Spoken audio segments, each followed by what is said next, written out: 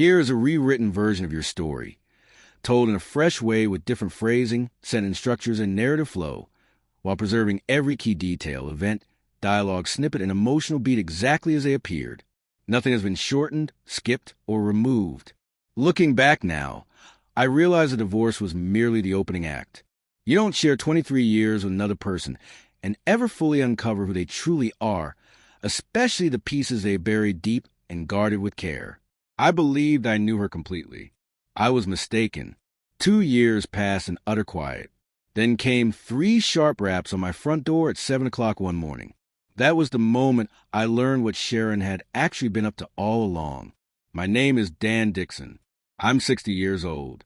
For 32 of those years, I operated chemical processing machinery at a large industrial facility just beyond Fort Worth. It was solid union employment, reliable shifts that allowed a man to support his daughter, pay off a home, and convince himself he constructed a stable life. 18 months ago, I retired with a reasonable pension, figuring the toughest chapters were finally closed. I was wrong on that count as well. It happened on a Tuesday in February. I stood in my kitchen wearing an old t-shirt and jeans, coffee cup raised halfway to my mouth, when 3 firm knocks struck the front door. Not polite taps. These were knocks that declared trouble had arrived. I opened up to find 2 detectives standing on my porch. County sheriff badges glinted behind them. Already I noticed my neighbor Mrs. Patterson's curtain twitching. The first detective identified herself as Lisa Peak. She had keen, experienced eyes, the sort that have witnessed too many falsehoods and know how to detect a flicker of deceit before the words even form. She asked whether I was Daniel Raymond Dixon. I confirmed I was. She explained they needed to speak with me regarding several loan applications filed under my name during the previous 18 months. The coffee in my grip turned icy. I informed her I had submitted no loan requests whatsoever. I explained I lived solely on my pension now. The second detective, Torres, flipped open his notebook. 8 separate applications, he stated. Different banks. Amounts ranging from $9,000 to $15,000. My signature appeared on each one. Roughly $48,000 altogether. My hands began trembling before he even reached the total. I already understood exactly who was responsible. They requested I come to the station the following afternoon. They called it voluntary, just to provide some answers. But beneath the polite phrasing, I recognized the implication. They weren't yet convinced of my innocence. I stood and watched their vehicle drive off. Mrs. Patterson had abandoned any pretense of subtlety. Her phone was already pressed to her ear. I shut the door and rested my weight against it. Before I could take another step, heavy boots thudded across my porch. Frank Richardson, my neighbor from 2 houses away, entered without waiting for an invitation. 64 years old, a retired state trooper, built solid as a fire hydrant, gray hair cropped close. He'd lived nearby since I rented this place following the divorce. He'd sat with me through many evenings when the quiet grew unbearable. One glance at my expression, and he spoke a single name, Sharon, not posed as a question. Who else? I answered. Frank moved to brew fresh coffee, while I laid the divorce decree across the kitchen table. I directed his attention to page 6. All debts incurred by either party following execution of this decree shall be the sole responsibility of the party incurring said debt. Frank bent closer. He tapped a small handwritten notation I'd scrawled in the margin, one I'd entirely forgotten until that instant. Sharon needs SSSN for final tax return given March 15, 2023. During our final year together, we'd filed taxes jointly. A week after I'd left the house, she phoned requesting my Social Security number to complete the necessary forms. I'd handed it over without hesitation. Frank rose slowly. That's how she managed it, he murmured. My stomach lurched. 23 years side by side, and I'd willingly pass her the instrument to ruin me. My phone rang then. Emily, my daughter. Her tone was clipped and professional. As a nurse, she used that controlled voice whenever she was more shaken than she wished to reveal. Before I could utter a word, she informed me she already knew everything. Her mother had contacted her that morning. Sharon claimed I'd gotten into legal trouble with the police, that I'd been phoning and threatening her. I clutched the phone tighter and kept my voice level. I assured Emily I hadn't exchanged a single word with her mother since the divorce decree was signed. Not once. I explained that Sharon had forged my signature and stolen my identity. I stressed that I was the one harmed here. A long pause stretched across the line. Then Emily said her mother had been sobbing, genuinely sobbing. Of course she had.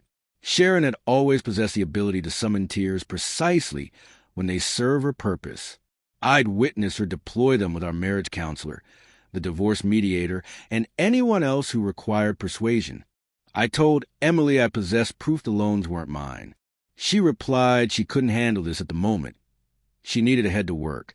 She refused to be caught between us. She ended the call before I could reply. I placed the phone gently on the table. Frank refilled his mug and allowed me silence for a minute. She picked her mother, I said. She hasn't heard the complete picture yet. Frank answered, give her a little while. I don't have a little while. I told him. Tomorrow I walk into a police station and must persuade a detective I'm not the criminal. Frank set his coffee down firmly. We begin immediately, he declared. Sharon erred by targeting you. She should have remained vanished. Detective Peake's office carried the scent of scorched coffee. I arrived at 2 o'clock precisely, folder of paperwork resting on my knees. She deliberately kept me waiting 20 minutes. I was certain of it. She pushed a pile of photocopied loan documents toward me. I lifted the top sheet. $11,000. First Texas Bank. My name, my social security number, my work history. Yet the signature contained an exaggerated loop I'd never formed in my entire life. That's not my signature, I stated. Close enough to deceive a bank. Peake responded. And a notary, too. She revealed the seal. Rachel Perkins affirmed she'd met me face to face and confirmed my identity. I've never encountered anyone named Rachel Perkins, I said. Peake reclined and examined me the way one studies an object whose nature remains undecided. She asked me to explain how $48,000 in loans could be secured in my name without my awareness. I replied that was precisely what had occurred. She produced bank statements next. Dinners out, retail purchases, monthly payments on a high-end lease vehicle, a $2,000 spa retreat at a luxury resort. She inquired whether I recalled the trip. I explained I'd spent those exact dates in San Antonio, caring for my brother following his operation. I could document every single day. She jotted a note. Her face remained unreadable. Then she shared her greatest concern. The situation could appear as collusion, my ex-wife and I conspiring together, then alleging fraud once the obligations spiraled beyond control. I forced my hands to remain steady on the chair arms. I acknowledged how it might look from the outside. I insisted I was speaking the truth. I reiterated I'd known nothing until the detectives appeared at my door. She shut the folder. Help me prove it, she instructed. Don't leave Fort Worth. We'll reach out. Frank waited in my driveway when I returned home. I recounted how Peake seemed unconvinced, or at minimum undecided about my honesty. He drew a folded sheet from inside his jacket. I placed some calls, he explained. Old contacts. He passed it to me. Sharon's credit report. Her score had plummeted from 710 to under 500 within 6 months post-divorce. Denial after denial on applications. She could no longer obtain credit under her own name, Frank said, so she turned to yours. Observe the dates. The fraudulent activity begins a precise moment her credit collapsed. That's no accident. That's panic. Then he revealed additional information. He'd located Rachel Perkins, the notary, who operated from a UPS store on Henderson Street. He'd gone there that afternoon. She recognized Sharon. A woman fitting the description had handed her $200 cash to notarize papers without ever checking anyone's identity. She provided a written statement. She was frightened, Frank noted, but it existed. For the first time since those knocks at 7 a.m., I sensed a subtle change. Not quite hope. Something tougher. My phone vibrated. Unknown caller. How does it feel, Dan? Losing everything. That's what you did to me. Now you know how it feels. She was monitoring events. Already aware progress was being made. I showed Frank the message. Save it, he instructed. Screenshot every detail. People in rage commit errors, and she's begun committing them. He opened a Facebook profile on his phone. Sharon's boyfriend, Brett Hoffman, a city councilman, married, 2 children, campaigned on family values. 3 weeks earlier, he'd posted vacation pictures. Cabo San Lucas, $3,200 in resort charges and airfare, the identical sum as one of the forged loans, the identical dates. She'd used stolen funds to vacation with a man whose reputation hung in the balance. The certified letter from the pension office arrived Friday morning. Because of an active criminal investigation, monthly pension payments are temporarily halted. $1,600 each month. Rent, utilities, prescriptions. Without it, I had perhaps 3 weeks until everything ran dry. Then the bank phoned. A loan secured against my truck's title 8 months prior. Forged title. 3 payments skipped. 10 days remained before repossession. My truck. The final thing my father and I accomplished together before his passing was driving to that dealership, haggling the price, shaking the salesman's hand. She intended to claim that as well. I sat on the porch steps gazing at the empty driveway. Frank arrived without a summons. He settled beside me in silence for a long stretch. She's attempting to shatter you, he eventually observed. Financially, emotionally, in every possible manner. I know, I replied. It's failing, he countered, because you're still sitting here. The notary provided a statement. The credit report reveals the accurate sequence. That angry text is proof. And a city councilman who built his career on integrity is about to discover the woman he took to Cabo spent money she never owned. He met my eyes evenly. Every lie possesses an edge, Dan. She's aligned enough of them that those edges are finally becoming visible. Then my phone rang again. Emily.